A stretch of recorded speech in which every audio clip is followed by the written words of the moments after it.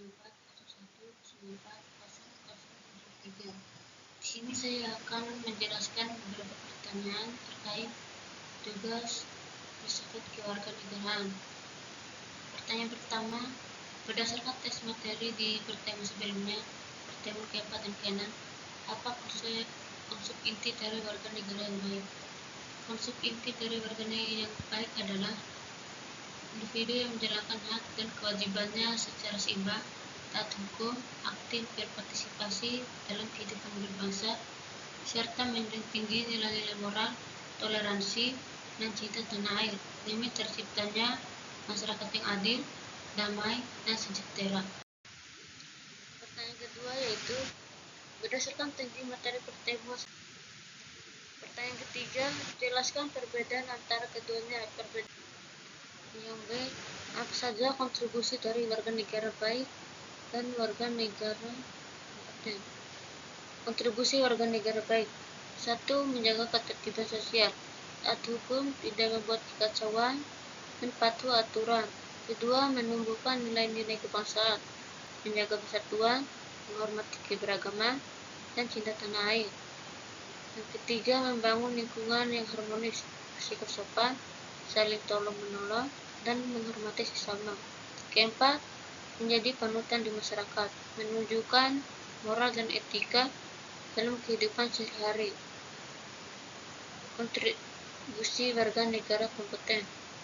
Yang pertama, partisipasi aktif dalam demokrasi, ikut pemilu, menyampaikan aspirasi secara kritis dan bijak, serta ikut dalam diskusi publik.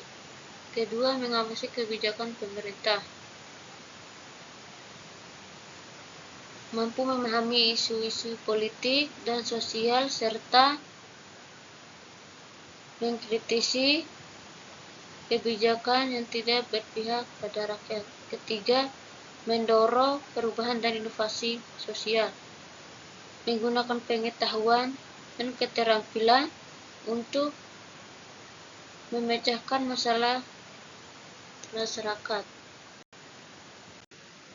Selanjutnya, nomor C, mengapa warga negara baik tidak cukup untuk iklim demokrasi seperti di Indonesia? Menjadi warga negara yang baik memang merupakan fondasi penting dalam kehidupan berbangsa dan bernegara. Warga negara baik adalah mereka yang taat hukum, menjalankan kewajiban, dan tidak merugikan orang lain. Namun, dalam konteks demokrasi, terutama di Indonesia, yang memiliki masyarakat majemuk dan tantangan sosial politik yang kompleks, sikap sebagai warga negara baik saja tidak cukup. Demokrasi membutuhkan lebih dari sekedar kepatuhan.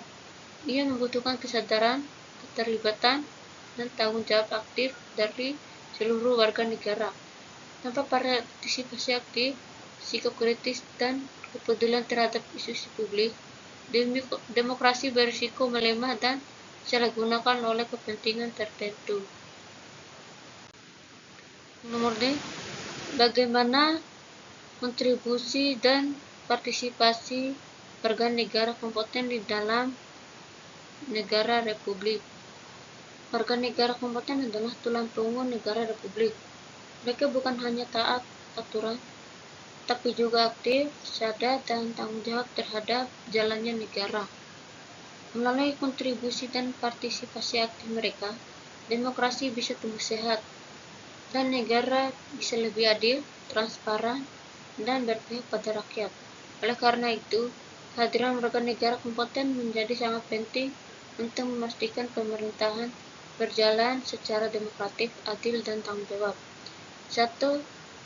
Berperan aktif dalam proses demokrasi, menggunakan hak pilih secara tanggung jawab dan rasional dalam pemilih, menjadi bagian dari proses politik baik sebagai pemilih, pengamat, maupun calon pemimpin. Turut mengawasi jalannya pemerintahan agar tetap berjalan sesuai konstitusi dan aspirasi rakyat. Kedua, berpartisipasi dalam perumusan dan pengawasan kebijakan publik, menyampaikan aspirasi melalui jalur legal seperti forum warga, petisi,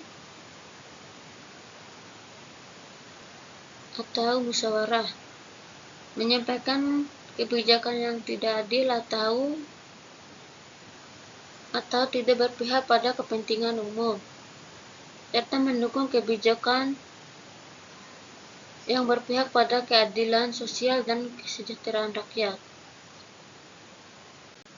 Pertanyaan keempat, uraikan persamaan dari kedua konsep perbandingan konsep warga negara yang baik dan warga negara kompeten.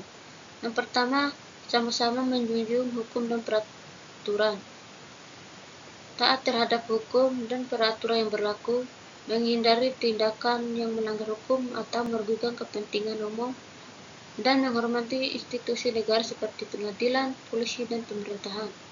Yang kedua, menjalankan hak dan kewajiban sebagai warga negara, menunaikan kewajiban seperti membayar pajak, menjaga ketertiban, dan mengikuti aturan negara, dan menggunakan hak-hak sipil dan politik secara tanggung jawab, seperti hak dalam pemilu. Yang ketiga, memiliki kepedulian terhadap lingkungan sosial, peduli terhadap masyarakat sekitarnya, menjaga hubungan sosial yang harmonis, dan menghindari perilaku yang merusak kehidupan bersama seperti intoleransi atau kekerasan sosial. Pertanyaan kelima, berilah komentar kritis Anda pada komparasi antara kedua konsep tersebut. Menurut saya, konsep warga negara baik terlalu menekankan pada aspek kepatuhan dan ketertiban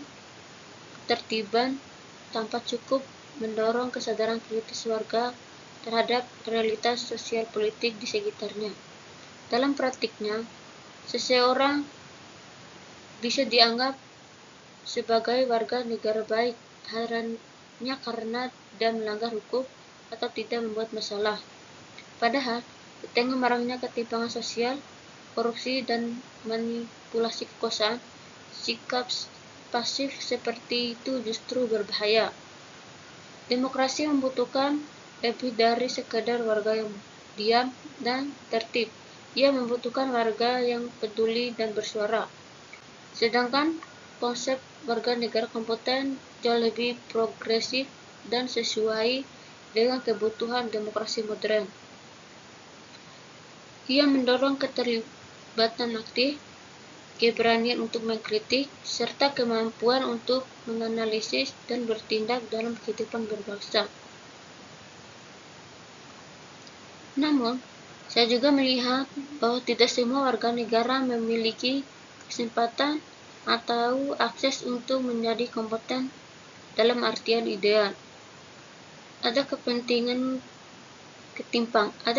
ketimpangan pendidikan, literasi, dan informasi yang membuat konsep ini terasa eksklusif atau bahkan elitis jika tidak disertai upaya pemberdayaan yang merata.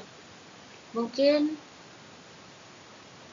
itu saja yang bisa saya jelaskan. Mohon maaf bila ada kekurangannya.